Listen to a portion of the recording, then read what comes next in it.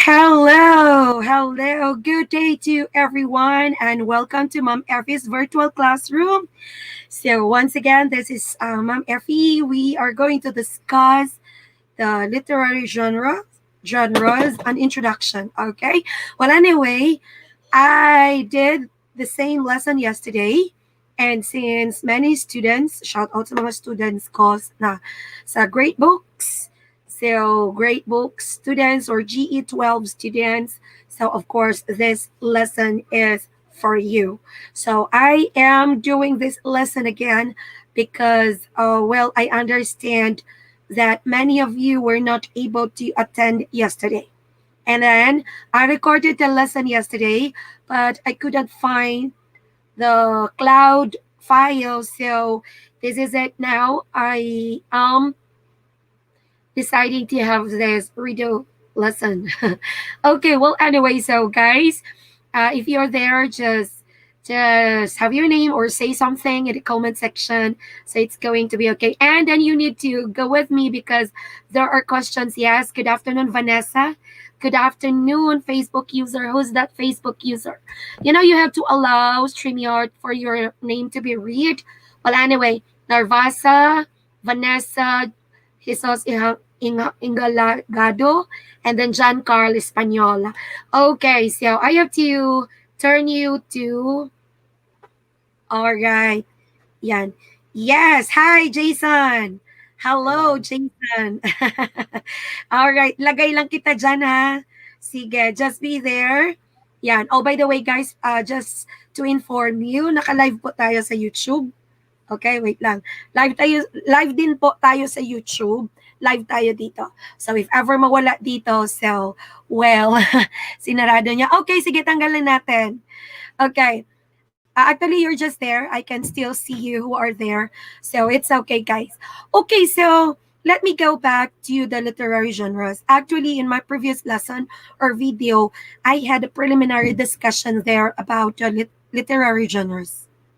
Okay, so, well, please don't forget to go back, and there are questions there. So if you are there, please stay there for the class participation, because in between there will be questions for you to answer right then and there. Okay, guys. Well, anyway, thank you for tuning in, and thank you for staying with me in this lesson. And, well, of course, this is for you. So, guys, without further ado, let's have this one. So, literary genres. Well, this is a continuation, or this is still part of what's this? Introduction to literature. Okay? So, introduction to literature. Actually, this is part 3. So, I did not place part 3 there, or I did not include part 3. Instead, I have the title literary genres. So, what are literary genres? So we have here definition. The categories used to group different types of literary work, such as nonfiction, fiction, and poetry. Okay. Yes. Good afternoon, Nicole, Phoebe Dale, Marvin. You're there, Mel June. Yes. Okay. So just stay, because there are questions that you need to answer right then and there for class participation. Okay. So, well, as you can see, of course, when we say genre, we have their major types: the nonfiction, the fiction, and the poetry. Okay, so what do we mean by this one? Well, I know some of you, or many of you, have, of course, have encountered this a lesson already. So consider this as a review, or just to refresh your knowledge about genre. So our genre list, it is important to remember that this list does not include all types of genres found in literary works. So there are many different genre classifications. So we will learn about only some of them. Well, anyway, we will just learn what we need to learn. Okay, we're not going to discuss everything. So this is just a part of introduction to literature. So I will just give you the basic. So we are just going to have the basic. Okay. So the two main classifications of genres, we have the non-fiction and fiction. So some of us love fiction, lalo na ako, I love fiction, and some of us love non-fiction. So what do we mean by fiction and what do we mean by non-fiction? Okay, so of course when we say non-fiction, this category can also be called informational material. So take note of the word informational material. So when we say informational material, we'll get facts, you will get true events, you will get true happenings, informational. Okay, you are informed of the facts, you are informed of the true or real details. So nonfiction is informational. This type of books provide information that is factual. So when we say factual, true, real, fact. Okay. So nothing is make believe in these types of materials. So more specific examples of this type of genre would be biography. So when we say biography or biographies, this is a true account of a person's life, written, composed, or produced by another person. For example, one of you there will write something about another person. And of course, the things that you're going to write about him or her is his or her biography, about his life, about him as a person, about him as an important person. So that is biography. So that is informational. That is not a make believe story. Okay? If you believe, okay, good. If you don't believe, okay, that's not my problem. I'm just telling you the truth. Okay? Parang ganun lang, guys. All right. And then another nonfiction here is autobiographies. So autobiographies. So when we say autobiography, the biography of a person written by that person. So when we say the biography of the person written by that person, it means your own life. Okay? So the facts about yourself, excuse me. Okay? So this is about you. If you're going to say about yourself, anything. Saan ka pinanganak? Okay, your birthday, the name of your parents, the places na pinuntahan mo. So, autobiography. Auto. Okay, self. So that's it. Non-fiction. It is not, or these are not make-believe stories, because believe it or not, these are true. That is non-fiction. The newspapers. Okay, what else? Can you type there now? What are the things you know? I mean, what other non-fiction you know, aside from biographies and autobiographies? Shout it now. Go, go, go, go. Come on. Okay, comment, class participation. So what do you know? Aside from biographies and autobiographies, what other nonfiction composition, okay, that you know? So ano yon? Paki-comment, guys. All right, let us see what's your idea about nonfiction. I know you know this one. So, of course, for the sake of class participation, 25%, 20, 15. Okay. All right. So, well, anyway, I don't see comments yet. Yes. Sige, no comment. Guys, anyway, guys, this is just a, what's this? A redo video. If it's not, if you have class, it's okay. Okay? So, hindi necessary na andito kayo ngayon live or during our class. Kung andyan naman kayo sa klase, ma'am, walang internet during our class. Ngayon, magbigay naman ako ng klase na outside our schedule. Ano din, yung parang, ma'am, may klase kami, ganun. Yung parang, anong gagawin natin? Okay? Alright, let us make a story of that. So, guys, anyway, kahit wala kayo ngayon or kahit hindi nyo ito matapos, it's okay because it will stay in Ma'am Effie's virtual classroom, in our group. Okay, guys. So, let's proceed. So, fiction. What do we mean by fiction? What is fiction? So in this type of work, the author may make up the entire story. So when we say make up entire story, gawa, gawa. These are just based from the imagination of the author. Okay? So create a story. So authors can also choose to include factual information in a made-up story.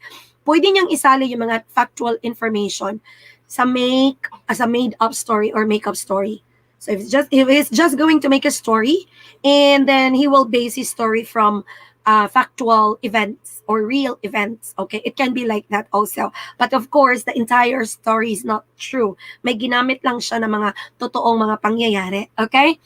Then the author can have wizards creating magic spells, or it can be about a teen who has a secret crush on a person lost in the wilderness. The subjects are limitless. Okay, so the subjects are limitless because, of course, you're just going to make a story. Gawa-gawa lang. Mag-imbento ka lang ng story. Okay. So, we have here, there are many different types of fiction. So, I have Diary of a Wimpy Kid. I know it's familiar to you. Star Wars, that's very familiar. Then, The Book Thief. Then, Harry Potter. And then, the 39 Clues, Alice, Adventure in Wonderland. Okay. So, there are many different types of fictions. So, many. All right. So now, let me go back. What is a literary fiction that? What's this? A fiction that you love, guys. When you were a kid, what is that fiction that you love that until now you still love it? Yung parang ma-appreciate mo siya until now. Okay, that's question number 2 in the comment section. Have it in the comment section. So, what is the a fiction that when you were a kid you love it so much, and then even up to now you're already adult or college, you still love it? So please have that question number 2. Then mamaya may mga sunod pa tayo na questions. Okay, so we have here kind of fiction, historical fiction. So the story takes the reader back to a particular time period where they learn about everyday life of a person. Historical fiction. Okay, history siya, but fiction. Gawa-gawa lang. The character may interact with actual historical characters, but usually the main character is not based on a real person. Okay? All right. So realistic fiction, we have here the story usually presents a problem to be examined that could be from anybody's life. Realistic fiction. And then, if, for example, may nabasa kayo, you read something, and then you doubt if it's true or not, or you cannot say na, oh, I think it's true. Oh, but there's a doubt na, parang hindi naman. So, if you think, oh, it's so kind of realistic, so that is realistic fiction. So, their stories may cover such topics as family situations, peer relationships, and cultural differences. So, if you're going to read the composition, you can relate to it because it talks about family situations, it talks about relationships, it talks about cultural differences. But again, there are so many compositions that are realistic fiction. Okay? All right. So now we have science fiction. I love science fiction. This is a type of modern fantasy. Modern fantasy. It explores scientific fact and can pose ethical questions about current scientific trends and predictions. The author focuses on the adventure of exploring the unknown and the wonder of discovering new worlds and people. You know what? The science fiction that I've watched sa Netflix, na natapos ko talaga, Supergirl. I don't know if you've watched it. Supergirl. And then the later part, it's magical. It's not considered that science fiction. It's Merlin. So, yung inabot ako, I think it was just 2 months ago when I finished Merlin, or just last month. Sometimes aabutan ako ng 2 a.m. Ang ganda talaga. Okay. So, those were fiction. I really love fiction. So, kayo guys, question number 4. What is a science fiction that you think right now? That you can, na maalala ninyo na science fiction siya. Okay? So, well, just have it here. Or sa movie na bago nyo lang nakita na science fiction. Okay. Next, mystery. So there are different types of mystery stories. But usually a crime has been committed and the reader wants to try to figure out who done it. Okay? Like Netflix ako. Tingin ako. And then I love like crimes, like crime movies, like you have to guess sino yung criminal. Okay, you have to guess, oh, who done it? And then kung sino yung nag-guess mo, siya pa pala yung innocent. Sometimes like that. So there is a mystery. Okay. So there is usually a great deal of suspense and intrigue. So sometimes ang sarap pakinggan, ang sarap panoorin yung mga suspense and intrigue. Okay. Then we have fantasy. I am 40 years old, but you know what? I love fantasy. Oh, see, unicorn. I can relate to that. I painted this unicorn. This one. I painted that one because I love fantasy. Okay. So in this type of story, the author has created a magical world where anything is possible. So I can say that the Merlin that I've watched from Netflix, it's kind of fantasy. May konting fantasy, but it's more on magical. Kasi, ano siya dyan eh, yung sorcerer si Merlin. Maganda siya. And then in Merlin, not only the story itself, but also the words, vocabulary, and then the accent of the people there. Okay, so I really love it.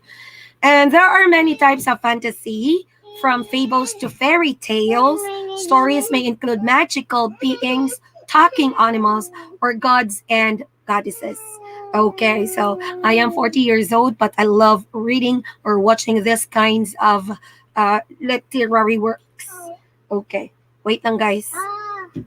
Tingnan sa Tivanch na kwaon si Pitpit be. Okay, naklase manggug ko. Okay, sorry guys.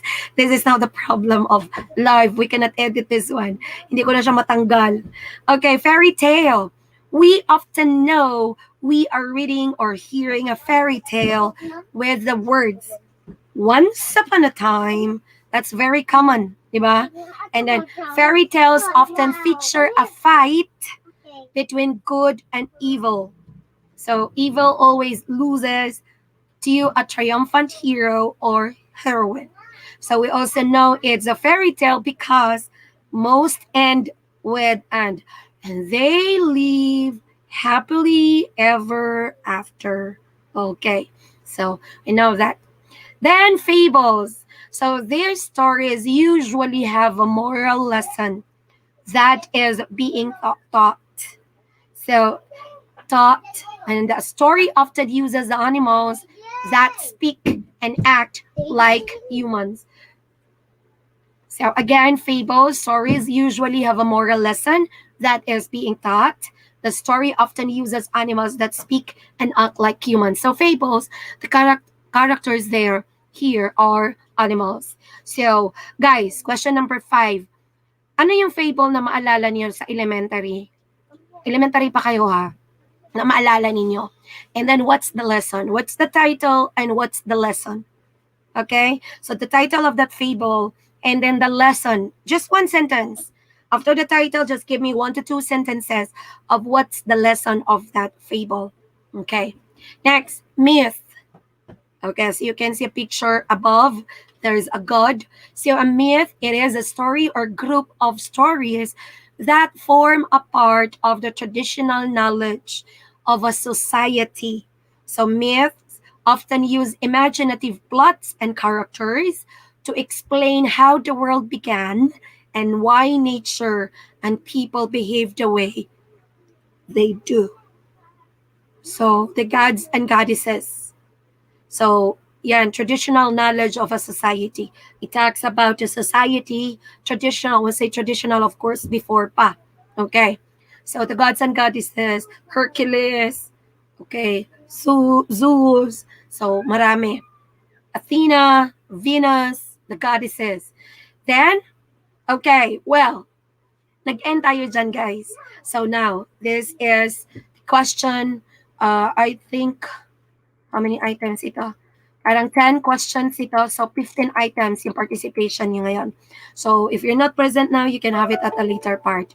Okay. So, here, what genre ito, guys? So you have to tell me, you have to comment, or you have to tell science fiction, fable, mystery, fairy tale, myth, fantasy, historical fiction, realistic fiction. Okay, this one.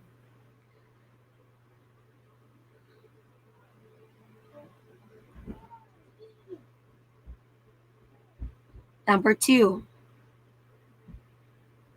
Number 3. Number 4. 5. 6. 7. 8. All right. 8 numbers lang pala. Okay. So, guys, actually, yung mga live ko, I'm not going to take it long. I better to have, what's this? I prefer, or it will be a lot better if I have this series of videos, but shorter videos. Okay? So, for the sake na babalikan nyo siya, so at least maputo lang, and then you go back to it. So, like 20 to 30 minutes. So, na-observe niyo yung ibang yung videos, I mean, you will see it's only 20 to 30 minutes, guys. Okay, so guys, thank you so much. So, I have your class participation here. Sino yung mga andito? Alright, babe, because they had more born. Okay, BJ, lagay natin sandali yung mga comment ng iba. Let's show some of the comments here. But don't worry, your faces will not be shown. Oh, ang dami. Andito si Yolo, Irene, Chris. Alright. So, Jason, Pugong, na nag-off ng cam kanina. It's alright. It's okay. And then we have Farina Sangid. Alright, there you are. And then Karina Patrol. Okay, so there, Karina. Beautiful. Okay. And then we have another, Neil Bryan. Oh, artista yung pangalan. Neil Bryan. Okay. Then, who else? Device not connected na yung iba. Okay, there you are. So, kita yung mga mukha nyo sa screen? Yes, ma'am. Okay. All right. So, actually, ang iba kasi device not connected eh. So, well, question guys. Neil Bryan and Katrina. Bago tayo, Corina, I'm sorry. Corina Patrol lagi ito. Corina Patrol. So, question please. About the lesson.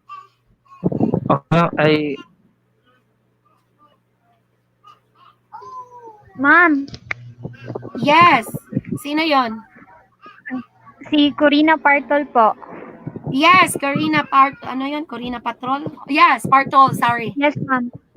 Ma'am, dito po sa private chat at saka sa comments, ma'am, what's the difference po? Sa private chat at saka sa comment? Sa anong private chat? Opo. Dito po, ma'am, sa kanyang magsagot. Ma'am ba? Andyan, kita ko man lahat. Walang difference. Actually, andyan lang din siya lahat. Ay, makikita mo, ma'am? Yes, kita ko lahat. Sa private chat, may nandito iba din. Po na... Rabbit, okay po. turtle. Okay, kahit sa comment section, nandito. Kasi andito man yung chat nyo sa Facebook, andito din yung private chat. Magkatabi lang sila. Andito yung mga private chat. Ma'am, may ibang question po, ma'am, na hindi namin... parang mabilis po kasi yung question mo, ma'am, tapos hindi po namin lahat nasagutan po sa comment. Pwede ngayon, ma'am, mag-comment pa? Of course. Hindi ko pa i-close yung commenting, no problem. Sometimes you just have to take it, to take note, or you can wait until matapos siya. Yung mabilisan na tanong, you can answer immediately. Pero pag mag-iisip pa kayo, no worries, hindi ko pa i-close yung comment section. Pero pag mag-end na ang live, hindi na kayo maka-private chat. Doon na siya sa natin. Doon na sa video natin. Opo. Ma'am, yes. Ma'am, ito pong ginamit niyo po na PowerPoint, ma'am. Isi-send niyo po ba ito sa Google Classroom po? Yes. Ilalagay, okay, there are 3 locations of this one. Kapag kaaya siya sa file sa group natin, you will see there. From time to time, mag-check kayo sa files. Pero usually, gabi ako maglagay sa files kasi kaisahan eh. For example, maglagay ako ng files. Lagayan lang ng files lahat yan. Files lang lahat ilagay ko. So, there are 3 options. Sa files ng Ma'am Effie Virtual Classroom. Number 2, sa description sa YouTube. And number 3, doon sa Google Classroom. Sa room ninyo, sa section ninyo. Okay po, So ma'am. everything, lahat ng PowerPoint presentation.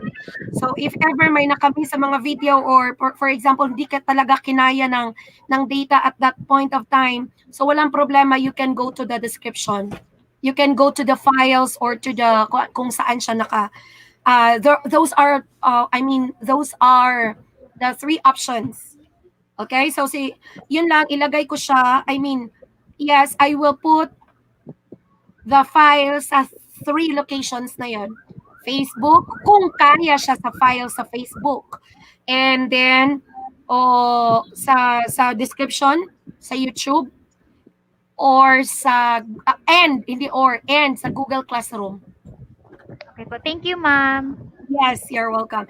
And then guys, don't worry, for example, kasi nag-adjust pa tayo ngayon sa prelim, so no worries. Be sure lang na ma-watch nyo ang video. Actually, on your part po ito, kasi kahit hindi kayo maka-online, so at least, andyan yung video maiwan. And then, pagdating ng midterm, we will try our best na talaga na we will go, online on our scheduled online class or interaction. So that will be Monday and Tuesday, guys. Okay? After prelim, sana settle na lahat. So, thank you so much. And Thank you, then, ma'am. yes, thank you. So, guys, bye now. Just have your comments later. Have to end this now. Bye-bye. See you again soon at abangan nyo lang yung next video.